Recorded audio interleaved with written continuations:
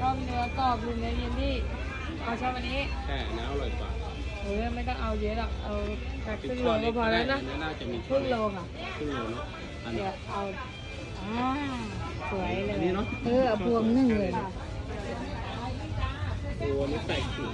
ไปหมดเลยเนาะ ใส่ขีดได้ ใส่ขิงด้วย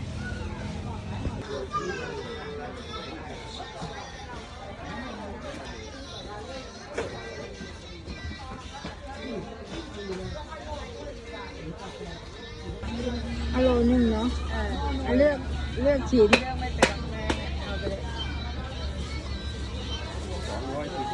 250พอดีต้องใส่ก่อน เอาหมูป่าโลนึงจ้ะ ไม่เป็นไรครับเดี๋ยวเก็บนะ